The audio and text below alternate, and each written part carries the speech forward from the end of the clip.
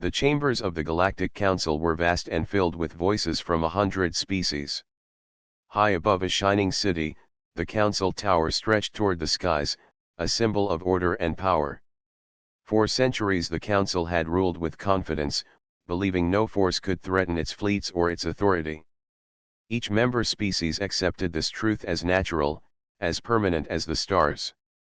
On this day, however, unease spread through the gathering. Rumors had reached them from border stations. Patrols had vanished without distress calls. Entire fleets had gone silent. The reports sounded impossible, yet too many arrived to be ignored. The councillors dismissed smaller threats quickly, but now the losses were spreading, and fear began to creep into their voices. At the center of the chamber, the council speaker, an elder being of scaled skin and many eyes, raised a hand for silence. "We face no danger beyond our strength," the speaker declared. "If any power threatens us, our fleets will remind them who governs the stars." The words echoed in the hall, strong but strained. Then the alarms began to sound. A wave of energy crossed the system. It was not an attack, not in the usual sense. It was silence. Scanners failed, communications dropped, and every sensor swept empty space where something enormous should have been. Council guards rushed to control panels, their faces pale as static covered their screens. Above the shining city, shadows appeared against the starlight. They were shapes that did not reflect light, shapes that bent it instead. Ships of black material slipped into orbit, their edges hard to define. They did not broadcast signals, they did not answer hails, they did not even glow with engine light. They simply arrived, silent and immense, as though the void itself had taken form. The chamber filled with disbelief. Some councillors shouted that it was a trick. Others demanded immediate attack orders. A few stared quietly, understanding that something far greater than deception had entered their skies. In orbit, the council fleet scrambled to respond. Rows of silver ships launched from hangars, moving to surround the intruders. Pilots reported in with steady voices, though their hands shook on the controls. The council had fought pirates, rebels, and rogue species before, but this was different. These vessels were unknown, unmarked, and unreadable. As the fleets closed in, strange distortions spread across space. Gravity itself seemed to bend. Beams of light curved, sensor readings twisted, and the council ship slowed as if trapped in invisible currents. The black vessels did not fire, did not maneuver, did not even acknowledge the armada before them. They simply existed, and their presence alone changed the battlefield. In the chamber, a young councillor rose, trembling. "What ships can move without engines, bend gravity, and remain unseen by our most advanced scanners?" The hall was silent, until another voice answered in a whisper that carried across the chamber. "Humans." The word was met with laughter from some, outrage from others. Humanity was a minor species, barely given attention by the council. Their world was small, their influence limited. They had been observed, catalogued, and ignored. Yet here, above the heart of the council's power, floated a fleet that could not belong to anyone else. The speaker's many eyes blinked in disbelief. "Impossible. Humanity has no right to build such weapons. They lack the resources. They lack the knowledge." But even as the words were spoken, the truth stood visible through the chamber's great windows. More of the black ships emerged, one after another, until a formation of dozens filled the skies. They held position with precise silence, their dark matter hulls blending into the void. From the surface, the city's citizens looked upward in fear, pointing at the shadows that blotted out the stars. Council generals demanded permission to strike. "We cannot allow this insult," one roared. "Fire upon them now, before they reveal their weapons." The speaker hesitated, torn between pride and survival. The council had never faced a challenger that entered their core system without resistance. To admit weakness would shatter their image. Yet to attack blindly could invite disaster. Before a decision could be made, the black ships moved. Not fast, not aggressive, but with deliberate grace. They shifted into a single line that stretched across the sky, a silent wall of shadows. No signal came from them, no message, only the quiet pressure of their presence. The fleet surrounding them opened fire in panic. Beams of energy and bolts of plasma streaked toward the intruders, lighting the darkness with color. For a moment the chamber erupted in cheers, certain that the council's strength would end the intrusion. But when the light faded, the shadows remained untouched. The blasts had vanished into warp space, pulled aside by invisible fields. The humans' ships did not even shake under the barrage. The fleets fired again and again, each volley absorbed into nothingness. The crews began to panic, voices breaking as they realized their weapons had no effect. The speaker could only watch in silence. The council chamber that had once echoed with pride now trembled with fear. Humanity had arrived, not as weak outsiders begging for a place, but as a force that defied the very laws of war. The first battle had not yet begun, but already the council's sense of safety was broken. Above their shining city, the black warships of humanity drifted like shadows of judgment, silent and waiting. The Galactic Council fleet surrounded the dark human ships with determination. Thousands of vessels formed ranks, their hulls shining with polished metal and glowing shields. The admirals believed their combined strength would be enough. No enemy had ever survived against the Council's full fleet. The Council had faced rebellions, invasions, and border wars. Every time, their weapons ended resistance quickly. This time was different. The black ships did not move. They floated in the sky as if the stars themselves had bent into their shape. No radio calls came from them. No signal of peace or war was sent. Their silence pressed on the council commanders like a weight, heavier with every passing moment. Inside the chamber, the speaker demanded answers from the fleet commanders. "Report," the speaker ordered, voice strained. The reply came back uneasy. "Their shields are unreadable. Their structure is unreadable. Every scan shows only void. We cannot even tell if they have crews." Some counselors insisted the humans were bluffing, that their ships were tricks of design and illusion. Others, remembering the border stations that had gone dark, whispered that the truth was far worse. Then it happened. Without warning, one of the black ships released a burst of energy. It was not bright like plasma or fire. It was not loud like missiles or railguns. Instead, space itself seemed to bend outward. A ripple of compressed dark matter spread in every direction. The first council warship caught in the wave broke apart instantly. No explosion, no flames. Its structure simply folded in on itself, metal turning to fragments in silence. The crew had no time to send distress calls. Their ship was erased, drifting in a cloud of shattered debris. The chamber erupted in cries. Admirals shouted for counterattack. Commanders ordered every weapon fired. The council fleet unleashed its might. Beams of light, arcs of plasma, and missile storms rushed toward the black ships. For a moment, space was filled with color and fire. Yet every attack twisted away, dragged aside by invisible currents. Beams bent into curves, missiles spiraled off course, and plasma bursts stretched until they faded. None of it touched the human vessels. Then the black ships fired again. Another wave rippled outward. 3 more council warships vanished into silence. Crews screamed into their comms before their voices cut off. The chamber grew cold as the truth became undeniable. The council's greatest fleet was powerless. Among the chaos, one young counselor whispered what many now feared to admit. "These ships, they are built from the very matter that binds the galaxy. Humanity has turned darkness itself into a weapon." The speaker's many eyes closed. How could they achieve this? We watched them. We studied their science. We gave them no seat because they lacked knowledge. But humanity had not lacked knowledge. Humanity had hidden it. More ships fell as the ripples spread. The council fleets tried new formations, desperate to surround the intruders.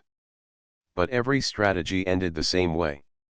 The human ships moved with calm precision, their dark hulls shifting in patterns that seemed effortless. No wasted energy, no rushed maneuvers. Every motion was planned as though the battle had already been won before it began. From the cities below, billions of citizens watched in fear. They looked to the skies and saw their protectors, the mighty council fleets, being broken like fragile glass. The faith they had placed in the council cracked with every destroyed warship. Rumors spread quickly across communication lines. The humans have come. The humans cannot be stopped. Inside the chamber, voices rose in panic. Some counselors begged for negotiation. Others demanded total war. Generals argued, their pride refusing to believe defeat was possible. But the evidence was above them, painted across the stars. The speaker tried to restore order. They must want something. No fleet arrives in silence for no reason. We must demand to know their purpose before we waste more lives. The chamber grew silent at last. The council members turned their eyes back to the great windows, watching the battle unfold. The black ships moved again, but not toward the fleets. Instead, they shifted closer to the planet itself, descending slowly through the atmosphere. The council's capital world trembled as shadows covered its skies. Citizens ran into the streets, pointing upward. The black ships were vast, larger than any vessel the council had ever built. Their surfaces rippled faintly, bending light and space, as if they were made not of metal but of the void itself. At last, a signal came. Every screen across the chamber lit up. Every communicator across the fleets and cities activated. A human face appeared. It was a woman with calm eyes and steady voice. Her uniform was plain, unmarked by rank, yet her presence silenced billions. "I am Rana of Earth," she said. Her words were simple, carried in the basic trade language of the stars. "You thought us weak. You thought us unworthy of your counsel. You ignored us while you ruled. No longer. Humanity stands before you now." The chamber froze. The fleets listened in silence. Billions across the galaxy heard her words at once. Rana's voice did not rise in anger. She did not shout. Yet her tone carried power stronger than weapons. "You built your order on pride and on chains. We built ours on struggle and survival. You will now face us as equals, or not at all." With that, the signal ended. Above the capital world, the black ships held their line, silent and unshaken. The council had asked for their purpose. Humanity had answered. The Galactic Council chamber was silent after the transmission ended. The image of the human officer named Rana still burned in every mind. She had not shouted, she had not threatened, yet her calm words weighed heavier than any weapon. Across the chamber, councillors stared at one another in disbelief. For centuries, the council had decided which species rose to influence and which were ignored. Humanity had always been marked as unremarkable, a people with little to offer beyond trade of raw resources. But now, standing above their very capital with ships that bent reality itself, humanity spoke with authority. The speaker tried to regain control. His many eyes shifted uneasily as he addressed the hall. "We must not let their words frighten us. This is theater, nothing more. A display meant to trick us into believing they are greater than they are." But few believed him. The evidence outside was too strong. Entire fleets had already been destroyed by weapons no one else understood. Every second, more lives were lost in silence as dark matter waves erased council warships. There was no trick here. There was only power. Councillor Darren, a tall figure with metallic skin, rose to speak. "We cannot dismiss this. Humanity is not here to beg. They are here to demand. And unless we answer, they will act again." Another councillor, voice trembling, added, She said we must face them as equals or not at all. What do you think that means? The chamber filled with arguments. Some shouted for negotiation. Others called for immediate retaliation. Generals in attendance demanded a full-scale war effort, certain that the humans could not have built more than a few ships. Destroy them here, one general insisted, and Earth will be defenseless. But a scientist from the Knowledge Division stood and shook his head. His voice was quiet but firm. No. If they have mastered dark matter, then these ships are not their only creations. If they have come this far, Earth is no longer defenseless. We must assume there are more fleets waiting, hidden where our scanners cannot reach. The words chilled the room. For the first time, the Council was forced to imagine a galaxy where humanity was not weak but strong, not scattered but united. Meanwhile, the citizens of the capital world filled the streets, staring at the skies. The black ships hovered above like a storm that never moved. Some people fled into shelters. Others knelt, believing the arrival of humans was not war but destiny. Rumors spread quickly. The humans have risen. The humans will free us from the Council. In the chamber, divisions grew sharper. A group of younger councillors argued that the humans should be invited into the Council immediately. If they want respect, give it to them. Better to have them inside than outside. Older members rejected the idea. To yield is weakness. If we bow to humanity now, every species will lose faith in our rule. But already that faith was breaking. Reports arrived from distant sectors. Some allied worlds had begun sending messages of support to the humans. Others refused to deploy their fleets, fearing destruction. The unity of the Council was unraveling in real time. The speaker slammed his staff against the floor, the sound echoing in the chamber. Enough. We will not tear ourselves apart in front of them. Humanity expects us to argue. They expect us to doubt. We will prove them wrong. We will destroy their fleet and remind them of their place. But the words rang hollow. Many councillors no longer believed them. Some quietly exchanged glances, knowing that resistance might only bring ruin. Then, as if to deepen their fear, the humans acted again. A second signal appeared across every screen. Rana returned, her face calm as before. You fire at us, yet your weapons fall into silence. You demand we leave, yet we stand here still. We have shown our power not to rule but to remind. For too long you believed yourselves unchallenged. You believed your voice was the only one that mattered. Now you must listen. Her eyes scanned the chamber through the screens, as if she saw each counselor directly. Humanity does not come to bow. Humanity does not come to beg. We come to speak, and you will hear us. You built this council on fear. We built our strength on survival. If you deny us recognition, then we will leave you to face the storms we can unleash. If you accept us, then together we may build something stronger than fear. The transmission ended again. No threats, no ultimatums spoken directly, yet every counselor understood the meaning.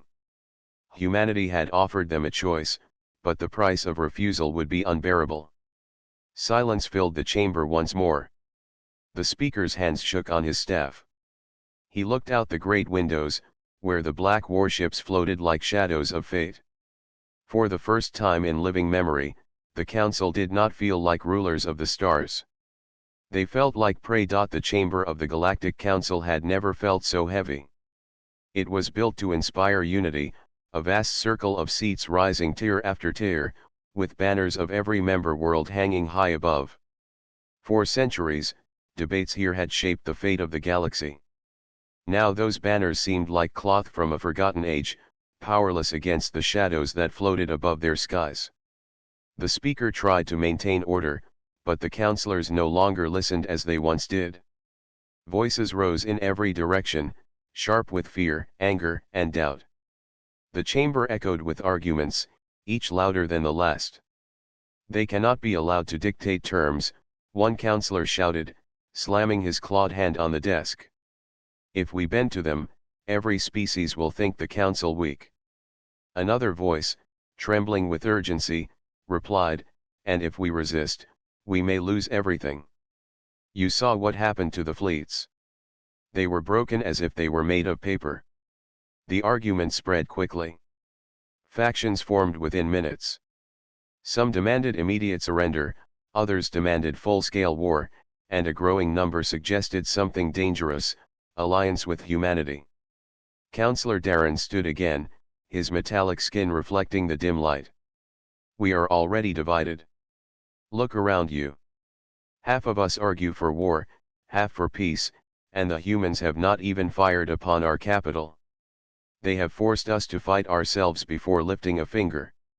Do you not see their strategy? They are breaking the council without a battle. The words carried truth, and many could not deny it. Already, messages from the outer worlds showed hesitation. Fleets refused to mobilize, governors delayed orders, and some systems had begun sending secret signals of loyalty to humanity. The speaker struck his staff against the floor, but even the sharp sound could not restore unity. This council has stood for ages. We cannot let fear of one species destroy us. We will hold together, or all will fall. Yet those words only deepened the cracks. Several councillors shouted back. Hold together? Your fleets are ash. Your power is gone. We owe you no loyalty if you cannot defend us. Others stood with the speaker, warning that humanity was dangerous, that to side with them would only replace one master with another. But whispers spread quickly, words carried from councillor to councillor. Humanity had said they did not come to rule. Some began to believe it. Some began to hope. Meanwhile, outside the chamber, the citizens of the capital world filled the streets in protest. For the first time in living memory, crowds shouted against the council itself. They demanded protection, demanded answers, and some even raised banners with the word humanity painted across them. Soldiers were forced to contain the unrest, though many of them shared the same fears as the people they guarded. Inside, the chamber grew louder still. Threats were exchanged. Promises of withdrawal were shouted. At one point, two councillors nearly came to blows, their guards rushing to pull them apart. Finally, a calm voice rose above the noise. It belonged to Councillor Vera, a member from a small world long ignored by the council. She spoke with quiet strength. All of you claim power, yet all of you fear. Humanity has done in a single hour what no empire or rebellion has ever done. They have made us doubt. You call for war, yet your fleets are dust. You call for surrender, yet you cannot agree on terms. You call for unity, yet you shout like children. Tell me, which of you truly leads the stars now? Not us. Not anymore. The chamber fell into silence. Her words stung, but they were true.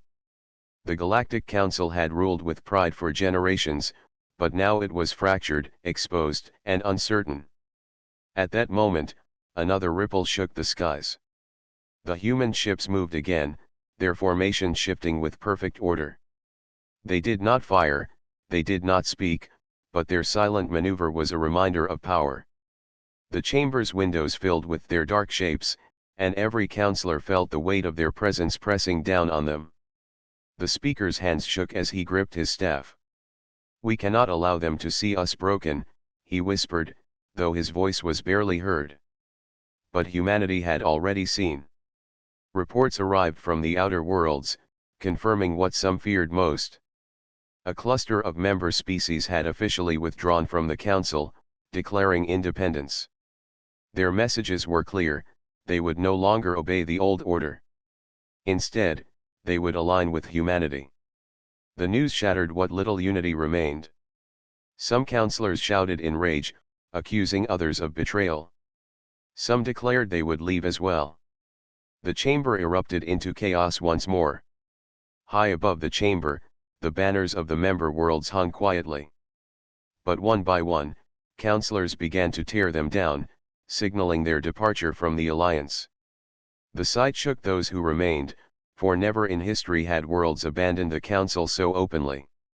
The speaker could only watch in despair as his grand chamber, once the heart of galactic rule, dissolved into shouting factions and torn banners. The Galactic Council, proud and unshakable for centuries, was collapsing before his eyes. Outside, the human warships continued to drift in silence. They had not fired a single shot since their first demonstration, yet they had broken the Council more effectively than any fleet of war could have. The galaxy was changing, and nothing could restore it to what it had been. As the Galactic Council struggled to regain control, whispers began to spread among the member worlds. Stories of humanity's past, once dismissed as ordinary or insignificant, suddenly carried weight. Many had assumed Earth was a simple planet, a minor species with little influence beyond its own star system. Now, with black warships floating silently above the capital world, everyone began to question what they had truly underestimated. On a distant observation station, a historian named Miko watched the transmission of human ships with disbelief. He had spent decades studying humanity and its development, cataloging their science, culture, and history. For centuries, the Council had ignored him, labeling Earth as unimportant. But now, in real time, his years of research seemed suddenly relevant. Everyone thought humanity was small, weak, and simple, Miko said aloud to his colleagues. They survived wars on their own planet, survived plagues and disasters, and yet they never surrendered. All their hardship was preparation for this moment.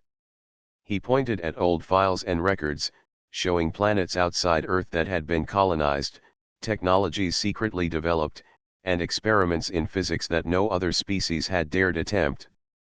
Humans had explored the edges of dark matter, mastering it in ways the Council had only theorized about.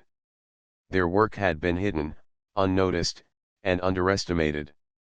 Meanwhile, above the capital world, the black warships remained in formation. They had not attacked again, but their presence alone was a lesson. The Council fleets, though repaired and partially reformed, no longer moved with confidence. Every maneuver, every order, was shadowed by doubt. Humanity's strength was no longer theoretical, it was undeniable. In the Council chamber, voices rose again, but this time with a new tension. Some councillors acknowledged that Earth's history explained its sudden rise. Others denied it, insisting that humans had found some unnatural advantage. Arguments raged, yet the truth could not be ignored. Humanity had endured more than most species could imagine, and their endurance had made them powerful. Councillor Vera spoke again, her voice cutting through the chaos. You see now why we underestimated them. You thought that because they were small, they were weak. You ignored their struggles, thinking survival was simple. But survival is strength. Their strength is built on centuries of challenge, on overcoming disasters you cannot imagine. That is why their ships float above our world, untouched by our weapons. The speaker could feel his own pride faltering. For the first time in his long life, he faced a truth he could not dismiss. Humanity's rise had been hidden in plain sight, their power forged in adversity. All the Council's arrogance had blinded them to the potential of a species they considered minor. In the streets below, citizens watched as historians, scientists, and journalists broadcast stories of humanity's hidden past. Videos of Earth's technological progress, its resilient communities, and its efforts to explore the stars circulated rapidly. Children and adults alike marveled at how a single species had endured so much, yet reached such heights. The black ships above were no longer merely threatening, they were symbols of achievement.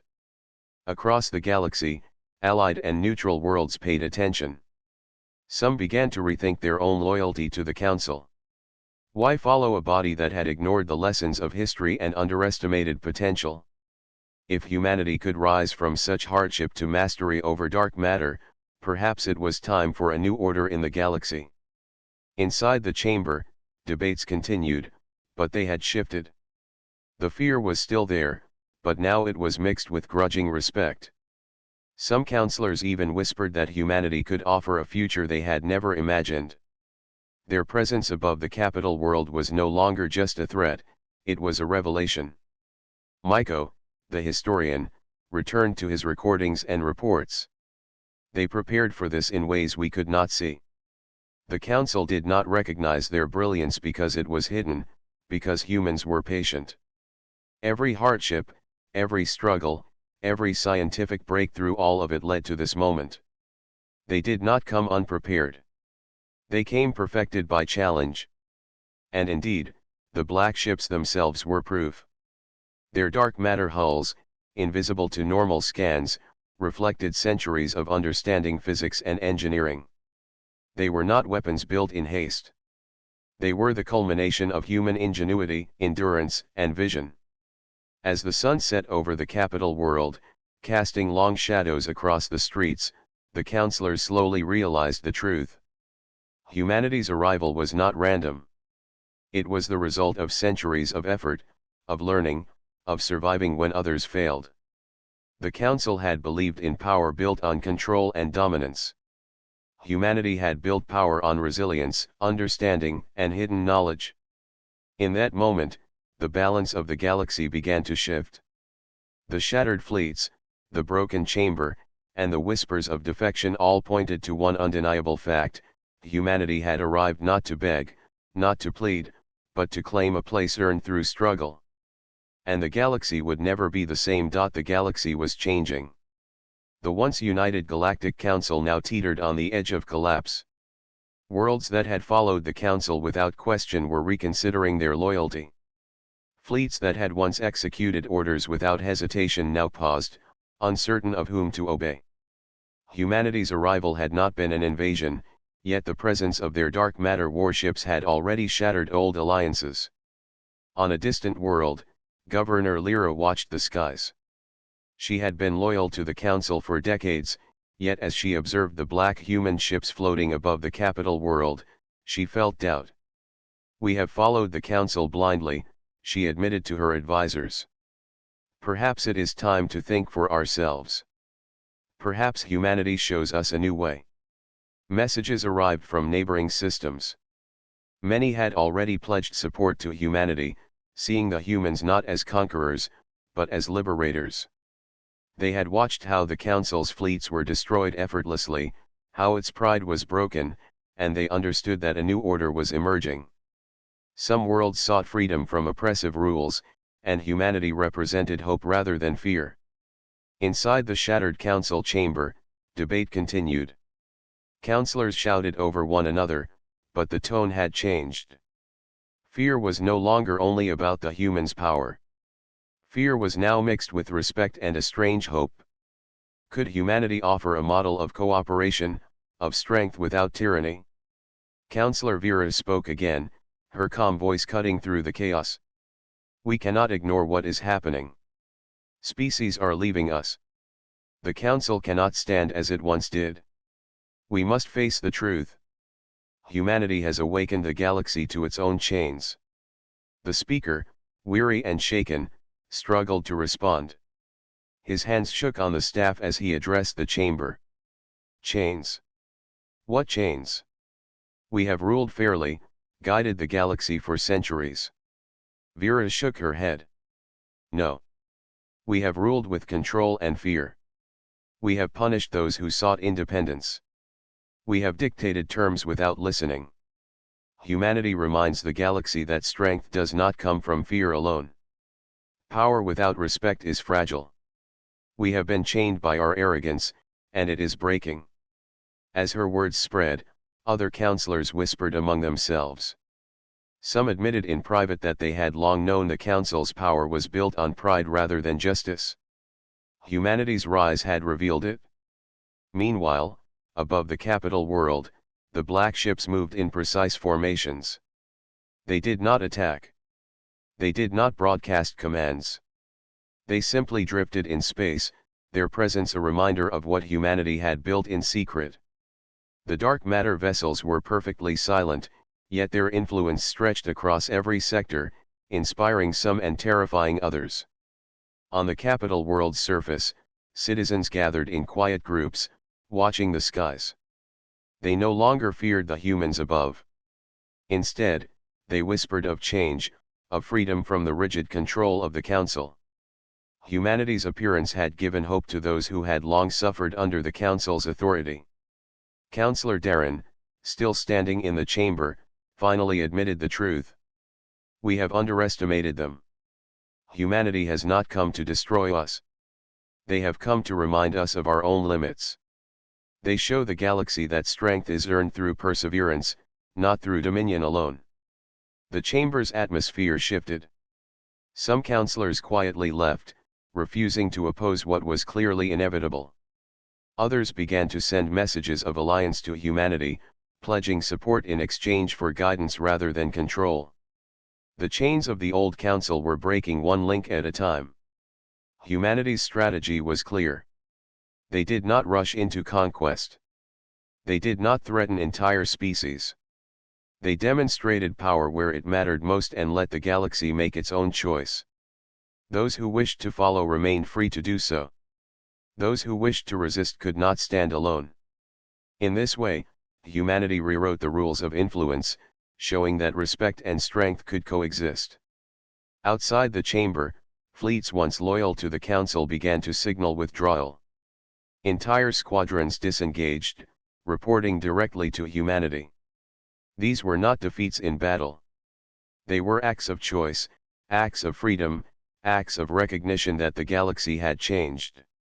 The speaker stood in the chamber, alone now with a few loyal counselors. His empire of order had collapsed without a single traditional battle. The chains of control he had relied upon for centuries were broken, snapped by human ingenuity and the willingness of other species to embrace change. Rana's final words had not been spoken yet, but their echo was everywhere. Humanity had not come to enslave or destroy. Humanity had come to awaken the galaxy. And in that quiet understanding, the council's hold ended. A new order began to rise, built not on fear, but on strength, perseverance, and the promise of choice. The dark ships remained in orbit, silent watchers of the galaxy they had helped liberate. Above the capital world, shadows of power and hope coexisted, marking the moment when old chains were broken and the stars themselves seemed to breathe a new promise. The Galactic Council was no longer the unshakable power it had once been.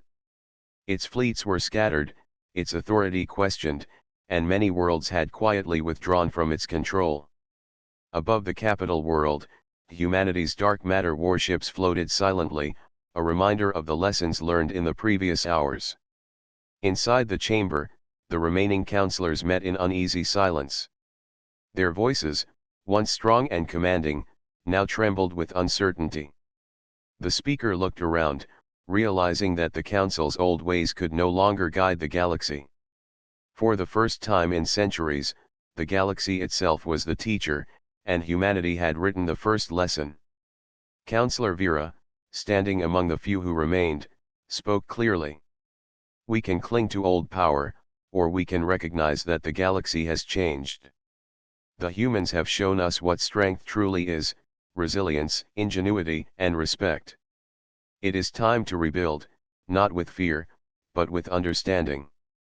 The words sank in. Others began to nod, seeing the truth that could no longer be denied. Humanity's fleet had not attacked further, yet its presence had already restructured alliances, inspired loyalty, and encouraged freedom. The galaxy was learning that true power lay not in dominance, but in what one earned and inspired. Rana's face appeared again across all communication channels. This time, she spoke to every councillor, every fleet, and every citizen who could hear. Her calm voice carried across the stars. We come not as conquerors. We come not as rulers.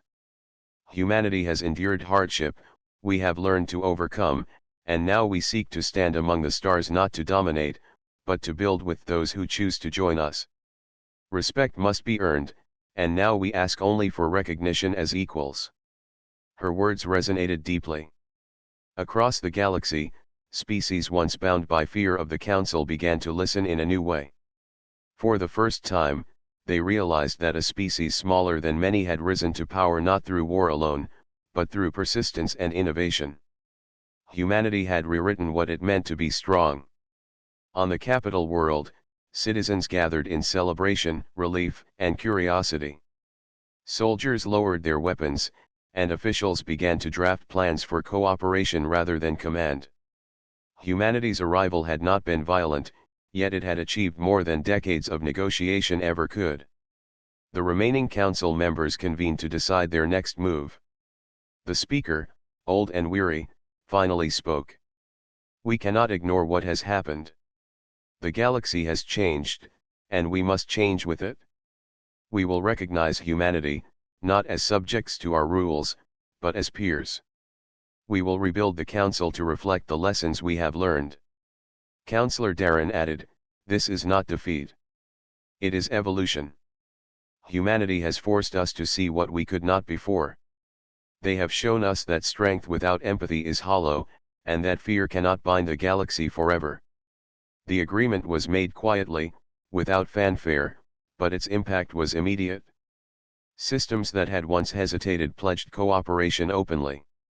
The fleets that had withdrawn began to return, not to serve the Council, but to collaborate with humanity and other willing worlds. Old divisions were slowly replaced by a new network of trust and mutual respect. Above the capital world, the black warships of humanity shifted formation one final time. They were no longer a threat but a symbol of unity and strength achieved through perseverance. Their dark matter hulls reflected the stars, creating patterns that seemed almost like constellations, signaling the dawn of a new era. Rana appeared on screens once more, smiling softly. "We do not claim the galaxy as ours. We claim only the right to exist among others, as equals.